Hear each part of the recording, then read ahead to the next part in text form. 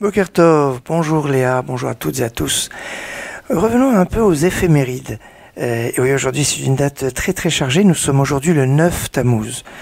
Le 9 Tammuz, d'abord, d'après le texte de Jérémie ou des rois, c'est le jour de la première brèche dans les murailles de Jérusalem qui va amener après à la destruction du premier temple. Alors, discussion entre Talmud de Babylone et Talmud de Jérusalem. Est-ce que, en fait, c'est arrivé vraiment à cette date? Alors pourquoi on jeûne le 17 Tammuz et pas le 9 Tammuz? Parce que pour le deuxième temple, c'était le 17 Tammuz. Et pour nous, plus grave est la destruction du deuxième temple que le premier, puisque nous avons été un peu consolés par la construction du deuxième temple après la destruction du premier. Deuxième explication, même au premier temple, eh bien, c'était le 17 Tammuz, mais en fait, il y a eu une erreur. Il y a une erreur qui s'était installée entre le 9 Av, le 9 Tammuz, 17 Tammuz, et ils avaient retenu le 9 Tammuz, et il a été noté. À cette époque, on a le 9 Tammuz, et on n'a pas voulu un peu choquer les personnes. En tout cas, a priori, aujourd'hui, c'est une date où commencer, on est juste un mois avant le 9 Av, et on sait qu'il y a une notion de deuil d'un mois. Donc il y a une notion particulière. Et puis, c'est à cette date aussi où en l'an 925, le Rav Shabtai Donolo a été pris en captivité, il y a eu le massacre de 10 rabbinim autour de lui. Bon, c'était pas une bonne chose. Et puis en 1242 ou 44, suivant les versions, c'est l'autodafé des 24 charrettes de Talmud en place de grève à Paris. Un événement particulièrement douloureux qui avait fait suite à un pseudo-jugement où, malgré le brillantissime défense de Rabbi Yechiel de Paris, bien, il a été décrété de brûler les... Alors, c'était pas forcément que le Talmud, c'est certainement tous les manuscrits.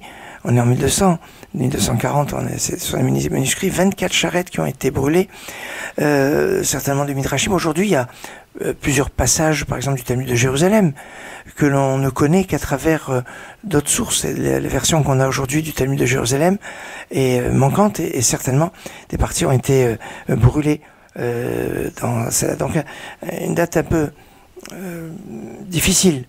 D'un autre côté, c'est aussi aujourd'hui la date de la disparition de Rav Yosef Shlomo Dayan. Le Rav Yosef Shlomo Dayan, un Rav extrêmement discret. Il est né en 1924 à Alep, en Syrie. Il va monter en Israël.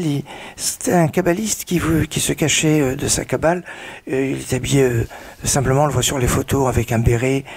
Il n'a pas du tout l'apparence d'un Rav, et c'était un Rav qui faisait beaucoup de doute, c'est-à-dire il priait seul sur les tombes des tzadikim, que ce soit en Galilée, mais surtout sur la tombe de Samuel Hanavi, Shmuel Hanavi, de Shimon HaTzadik à Jérusalem. Il était très fort sur ses brachot et sur sa force. Et puis, c'est aussi le Yartzai de Rav Yekutiel Yehuda Alberstam. Rav Yekutiel Yehuda Alberstam est l'arrière-petit-fils de Rabbi Chaim de Tzantz et du Bnei Issachar. Il est né en 1905 et il est niftar en 1994. C'est le rabbi de Tzantz-Kloisenburg. Alors, malheureusement, il a traversé dans sa vie. Il a été déporté à Auschwitz. Il a fait la marche de la mort. Il a perdu son épouse et 9 de ses enfants ont été tués par un Shoah. Et les 2 derniers sont morts de typhus des suites de la guerre. Il ne va pas se décourager. Après-guerre, il va s'occuper de rescapés de la Shoah. Et en 1955, il décide de faire la Kiryat Sanz, oui, au nord de Netanya, ce quartier chassidique, Kiryat Sanz, avec son hôpital, l'hôpital Laniado. Eh bien, c'est l'œuvre de Rabbi Yekutiel Yehuda Alberstam, dont c'est là il est aujourd'hui, auteur de série de Shefa Chaim sur la paracha, c'est le Shalot Tshuvot d'Ivrei Yatziv en 7 volumes, extrêmement intéressante et profonde. Enfin, c'est un jour particulier, ce 9 Tammuz, et je vous souhaite une journée rayonnante, une excellente journée.